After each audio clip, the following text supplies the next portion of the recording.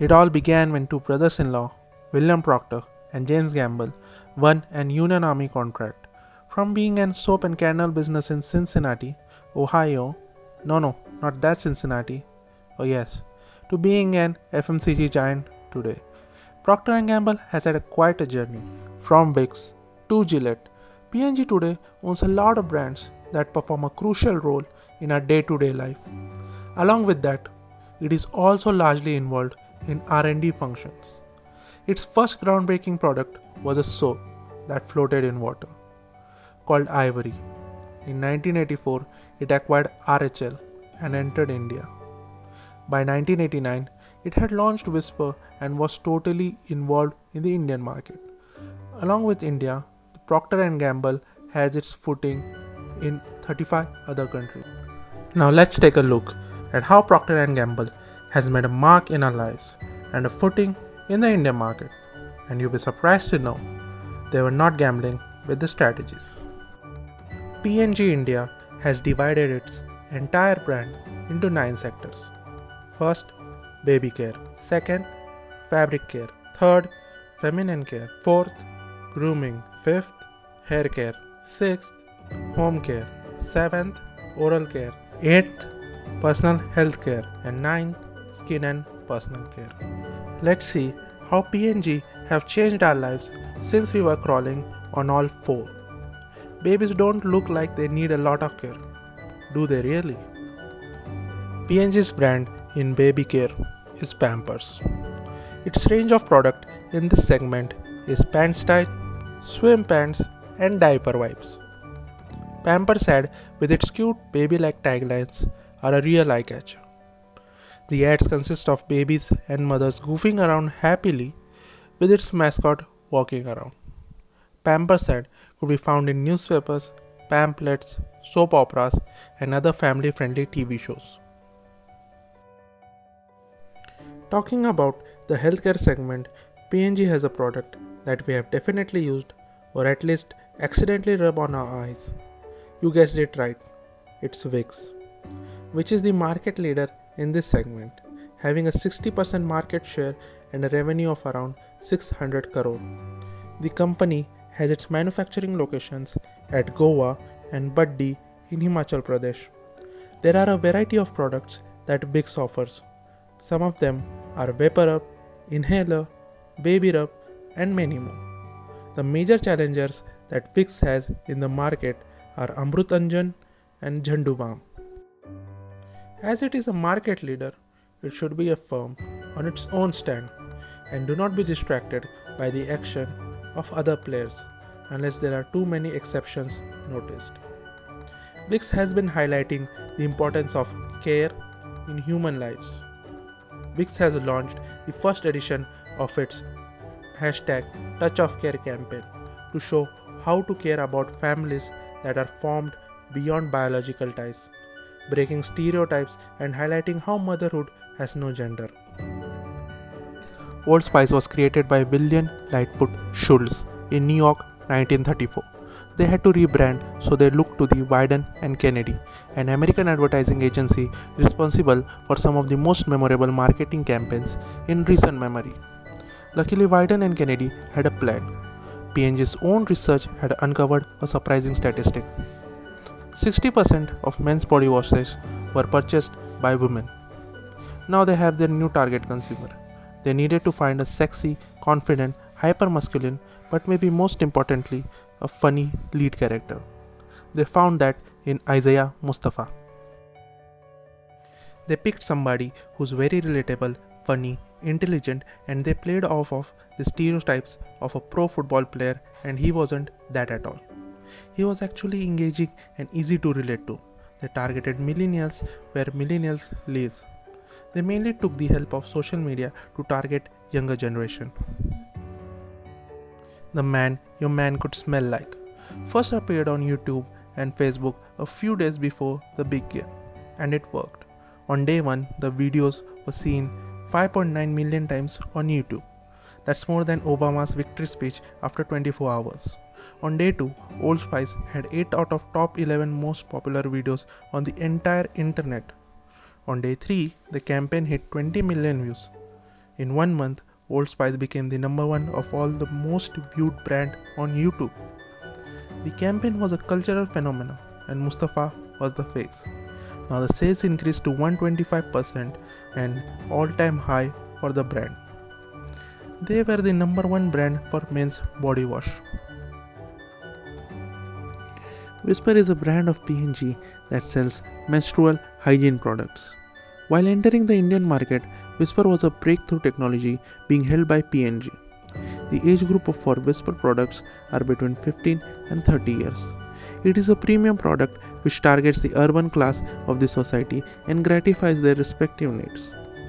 It also caters to the aspirational young female and which is the another segment of their demographics. The brand's marketing has successfully been able to cultivate their consumers' loyalty, thus ensuring a secure place for itself. The aim of the brand is to take consumers into account and form a strategy to create effective brand positioning. The brand is a classic example of brand building in the country. It entered the market when other sanitary napkins were already a key player. Whisper's tagline has been "Have a happy period" and take a really groundbreaking tagline which tackles sensitive issues like taboo associated with menstruation. It also creates a distinct position over the market. The brand featured sensitive ads like one where mother is teaching her daughter about sanitary pads, or one which shows how Whisper encourages young girls like the athletes and sports players to not let their period stop them on their way to success. It positioned itself for young girls and teenagers. It is said that a campaign works better if it is created for different age groups, and Whisper is doing the same for the positioning of itself. It maintains its unique marketing strategy by focusing on social issues. Because of its high quality sophisticated packaging, it is able to attain a premium brand status and also positioning itself higher than other brands. Coming to MBPO, its ads are well known for casting real people and asking their experiences. It has come up with famous taglines such as "Open your nose." It has been under the P&G umbrella since 2009. Before that, it was under Sara Lee. Corporation since 1984, under Sara Lee, it became the first brand to launch a plug-in liquid air freshener. MBPO's competitors are Airwick, Air, Odonil, and Premium. MBPO's slogan is "A touch of freshness to your home and your car." Its positioning is that it eliminates tough odors and freshens the air as if it is washed. The best a man could get. Undoubtedly, they do. Gillette is a Procter and Gamble brand of safety razor and other personal care products, including shaving supplies.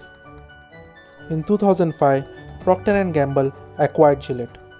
But before that, it held about 70% of the market share in the razors and blade market at the beginning of 21st century. This was because of its brilliant pricing strategy. In 1921, Gillette introduced an improved version of its earlier products due to the patent expiry of its initial design.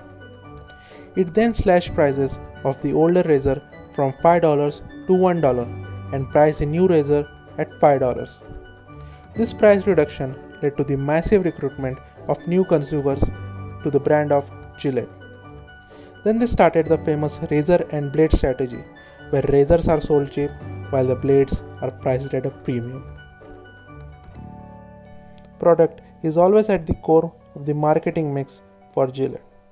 Each new launch is an improvement over the previous one. An innovative product requires an equally strong value proposition to occupy consumer mind spaces. For a disruptive consumer product with a great marketing engine, pricing becomes a critical leg of the marketing mix.